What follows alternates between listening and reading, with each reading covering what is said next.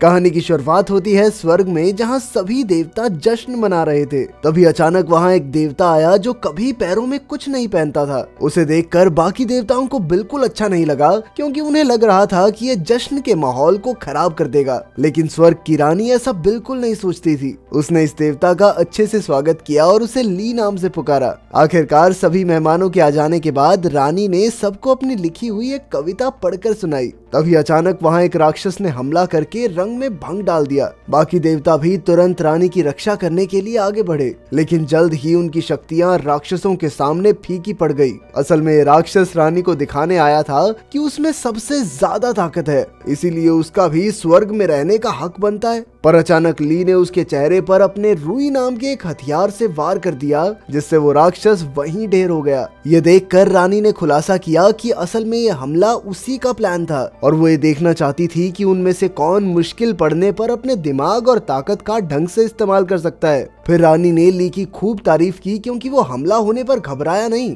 बल्कि आखिर तक लड़कर राक्षस को हरा दिया। रानी ने खुश होकर उसे एक तोहफा दिया और फिर से जश्न शुरू हो गया। आखिरकार जब जश्न खत्म हुआ तो ली को कुछ अलग सा महसूस हुआ। उसने अपने रुई अस्त्र को फिर से निकाला ताकि अगर हमला हो तो वो खुद को बचा सके, पर उसकी लापरवाही की वजह से रुई उसके हाथ से फिसलकर धरती पर जा गिरा। ये देखकर ली बेहद घबरा गया, क्योंकि स्वर्ग के कानूनों के हिसाब से उनमें से किसी को भी धरती पर जाने की इजाजत नहीं थी। हालांकि इसके लिए उसे बहुत खतरनाक सजा मिल सकती थी, लेकिन फिर भी वो नीचे आ गया। धरती पर पहुंचकर उसकी मुलाकात पियान नाम की एक लड़की से हुई, जो एक पेड़ की टहनी पर अटकी हुई थी। ली ने उसे नीचे उतरने में मदद की और फिर पियान ने उसका शुक्रिया अदा किया। इसके बाद ली ने बताया कि वो स्वर्ग से उतरा हुआ एक देवता है जिसका हथियार धरती पर गिर गया था। अब पियान ली को अपने गांव के सरदार के पास ले गई ताकि वो ली की मदद कर सके। जब वो दोनों गांव पहुंचे तो अचानक कुछ राक्षसों ने गांव पर हमला कर दिया, क्योंकि वो उनका कीमती खजाना चुराना चाहते थे।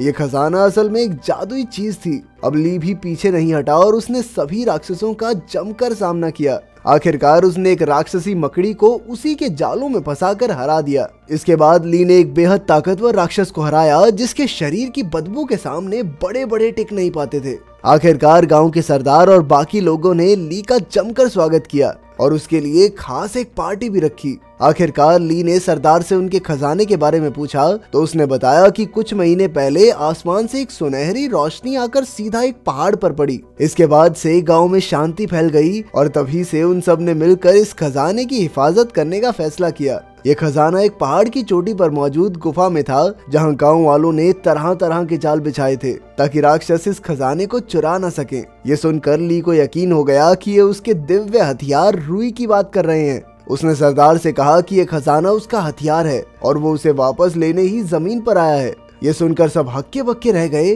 पर सरदार ने कहा कि भाई तुम्हारी चीज है तो तुम्हें मिल जाएगी। पर सच तो ये था कि सरदार की खजाने को लौटाने की कोई नीयत नहीं थी, बल्कि उसने तो ली को पकड़कर जंजीरों से बांध दिया। ली ने बचने की कोशिश की, मगर उसे एक खास तरह की शराब पिलाई गई थी, जिससे देवता और राक्षस सबकी शक्तियां कमजोर हो जाती हैं। इसके बाद गांव वालों ने मिलकर ली पर बिजली गिराने के लिए एक पूजा शुरू की, पर अचानक आसमान से आग गिरी, जिससे कई लोगों के घर जल गए। सब तुरंत आग बुझाने भागे और तभी पियान ली के पास आई और कहा कि अगर वो राक्षसों से उसके गांव वालों की रक्षा करेगा तो वो खजाना ढूंढने में उसकी मदद कर सकती है। ली तुरंत मान गया और पियान ने उसकी जंजीरें खोल दी। इसके बाद वो दोनों उस पहाड़ी की ओर चले जहां खजाना छिपाया गया था। तभी कुछ गांव वाले उसके पीछे दौड़े, पर जब उन्होंने ली को पहाड़ के रास्ते पर देखा तो वो खुश हो गए, क्योंकि वहां के जाल से वो कभी जिंदा नहीं लौट सकता। उधर जब ली पहाड़ पर पहुंचा तो उसने अपनी शक्ति से अदृश्य जाल का पता लगाया, पर अचानक से उसका पैर दलदल में फंस गया और तब पियान ने उसकी जान बचाई।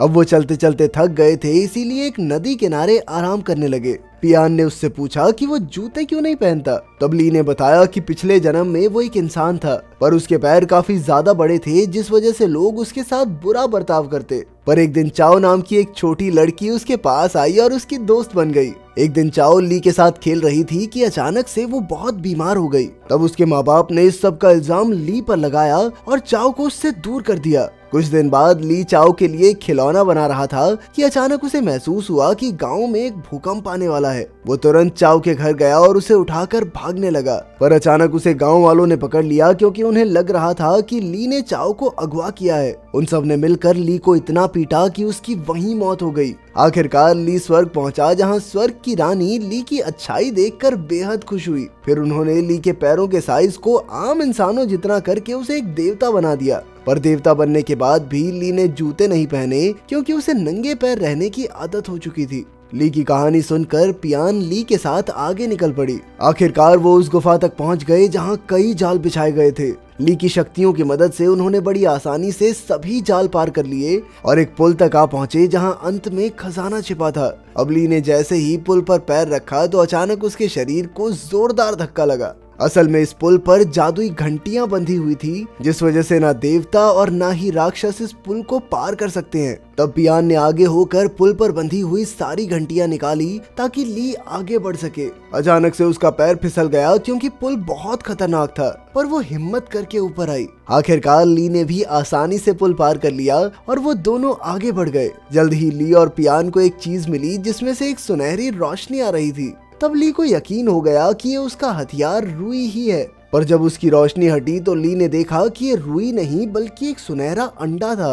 तभी अचानक कुछ राक्षस भी वहां आ गए क्योंकि वो भी ली का ये हथियार चुराना चाहते थे। अब ये अंडा तो ली के किसी काम का नहीं था, इसीलिए उसने ये अंडा राक्षसों को दे दिया और वो सब भाग गए। ये देखकर पियान बहुत गुस्से में आ गई क्योंकि ये उसके गांव का बेहद कीमती खजाना था। उसने इस खजाने को वापस लाकर गुफा में रखने के लिए ली की मदद मांगी, पर ली ने उसकी एक न सुनी और वो पियान को राक्षसों से लड़ने के लिए वहीं अकेला छोड़ आया। अगले दिन ली जैसे ही गांव में पहुंचा तो गांव वालों ने उसे तुरंत पकड़ लिया। गांव का सरदार फिर से पूजा करके उस पर बिजली गिराना चाहता था। आखिरकार पूजा होने पर ली पर कई बार बिजली गिरी, पर ली तो अमर था, इसीलिए उसका बाल भी बांका नहीं हुआ। ये सब देखकर उन सबको यकीन हो गया कि ली सच में एक देवता है और सभी उसके सामने झुक गए। पर तभी एक बूढ़ी औरत ने कहा कि ये इस इज्जत के लायक नहीं है, क्योंकि वो अपने हथियार के चक्कर में गांव वालों को यूं ही राक्षसों के हाथ मरने के लिए छोड़कर चला गया। ये सुनकर ली को पियान का ख्याल आया, जो अकेली राक्षसों से खजाना वापस लेने के लिए पहाड़ पर ही रुक गई थी।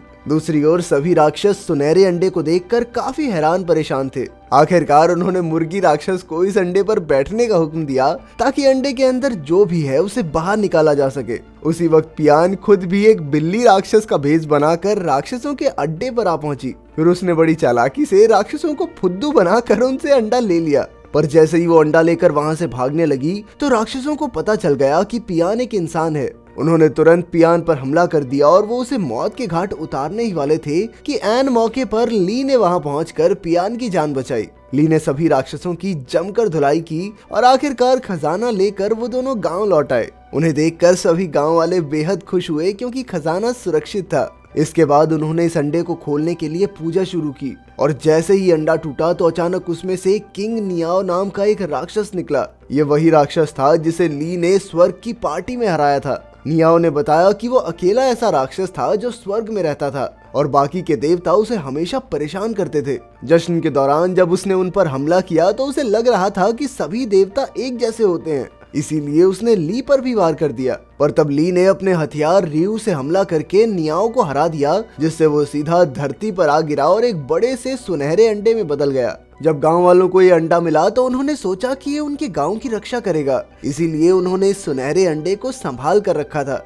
खैर अब नियाओ ने ली पर वार करके उसे गिरा दिया और बाकी गांव वालों पर हमला करके सब कुछ तहस नहस कर दिया। ली ने फिर से खड़े होकर नियाओ का सामना करने की कोशिश की, पर धरती पर आकर उसकी शक्तियां कम हो चुकी थी। अब नियाओ ली को जान से मारने ही वाला था कि अचानक पियान ने बीच में आकर वार अपने ऊपर ले लिया। ली को अंदाजा ही नहीं था कि पियान उसके लिए अपनी जान तक कुर्बान कर सकती है। जब पियान अपनी आखिरी सांसें गिन रही थी तो ली ने देखा कि उसके माथे पर रियू का निशान बना था। तब ली को एहसास हुआ कि पियान उसके हथियार रियू का ही रूप थी जिसे वो कब से ढूंढ रहा था। असल में पिछले जन्म में ली के मरने के बाद चाओ बड़ी हो गई थी, पर उसकी बीमारी जानलेवा थी और आखिरकार उसकी मौत हो गई। उसने पूरी जिंदगी भगवान की पूजा में गुजारी थी, इसीलिए स्वर्ग की रानी ने खुश होकर उससे पूछा कि तुम अगले जन्म में क्या बनना चाहोगी। तब चाओ ने कहा कि चाहे उसे कुछ भी बना दो पर वो हमेशा ली के साथ रहे। पर रानी ने ली को पहले ही देवता बना दिया था, इसीलिए रानी ने चाओ को ली का सबसे शक्तिशाली हथियार रियू बना दिया। आखिरकार पियान मरने के बाद फिर से रियू में बदल गई ताकि ली नियाओ का सामना कर सके। इसके बाद उन दोनों में भयानक युद्ध शुरू हो गया और आखिरकार ली ने रियू के वार से उसे हरा दिया। जल्द ही स्वर्ग की रानी बाकी देवताओं के साथ वहां आ गई और अब वो ली को सजा देने वाली थी, क्योंकि ली बिना उसकी इजाजत के धरती पर आ गया। ली सजा के लिए तैयार हो गया, पर तब सभी गांव वाले रानी के सामने झुक गए और उनसे ली को माफ करने की दरख्वास्त की, क्योंकि ली ने उन्हें राक्षसों के आतंक से बचाया था। उनकी मिन्नतें सुनकर आखिरकार रानी मान गई और ली को माफ कर दिया। पर जब रानी नियाओ को सजा देने लगी तो ली ने उनसे दरख्वास्त की कि वो नियाओ को माफ करके एक मौका और दे ताकि वो अपनी गलतियों को सुधार सके। ये सुनकर रानी ने उसे भी माफ कर दिया और नियाओ की सांस में सांस आई। आखिरकार ली ने कुछ समय और उसी गांव में रहने का फैसला किया ताकि कोई भी राक्षस उन पर हमला ना कर सके। अगर वीडियो पसंद आई तो लाइक कर देना, चैनल को सब्सक्राइब कर देना। मिलते हैं अगली वीडियो में।